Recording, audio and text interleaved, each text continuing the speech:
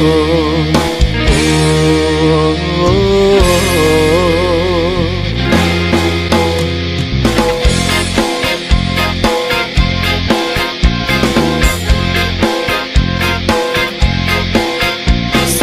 ้าที่ว่าแรงว่าอะไรยังบ่ได้เคืองใจของเธอ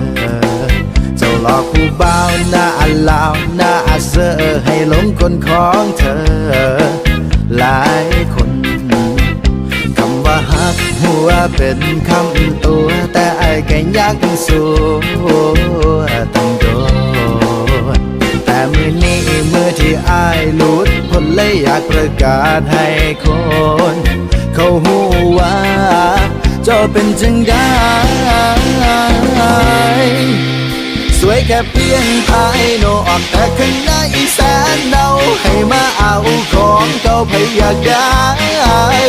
เจ็บมาเพียงพอแล้วกับผู้หญิงหลายใจเชิญตัวต่อไปแบกขันใจให้เธอเลี้ยงสวยแค่เพียงภายนอกแต่ข้างในแสนเน่าให้มาเอาของเก่าพยากได้เจ็บมาเพียงพอแล้วกับผู้หญิงหลายใจเชิญตัวต่อไปแบกขันใจให้เธอเลี้ยงผู้หญิงของหา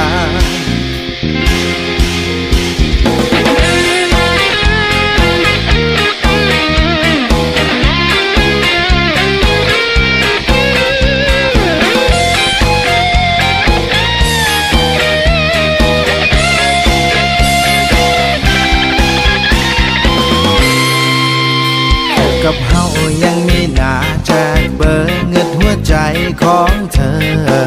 เฮ็ดได้จังได้ผู้บ่าวก็มีอย่างนี้เที่ยวกับผู้ชายบ่ทันโดนออกลายให้เขาเห็นเรื่องผู้ชายคิดแค่เป็นของเล่นนิสัยเจ้าสร้างเป็นบ่แค่ไปผู้บ่าวมุกเจ้าก็หูอยู่แก่ใจเจ้ายังแย่งเขาได้บ่อายคุณแต่ใจสวยแค่เพียงภายนอกแต่ข้างในแสนเน่าให้มาเอาของเก่าพยากได้เจ็บมาเพียงพอแล้วกับผู้หญิงหลายใจเชิญตัวต่อไปแบกกันใจให้เธอเลี้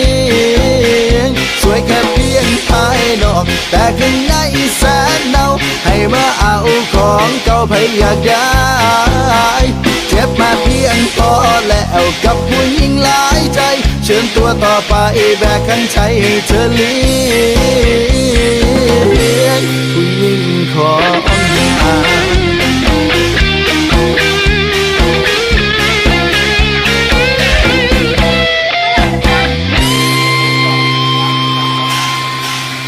สวยแค่เพียงภายนอกแต่ข้างในแสนเน่าให้มาเอาของเก่าพยากได้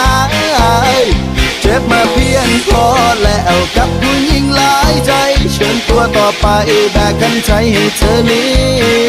ยงสวยแค่เพียงภายนอกแต่ข้างในแสนเน่าให้มาเอาของเก่าพยากได้เจ็บมาเพียงพอแล้วกับผู้หญิงหลายใจเชิญตัวต่อไปแบกขันใจให้เธอเลี้ยงผู้หญิง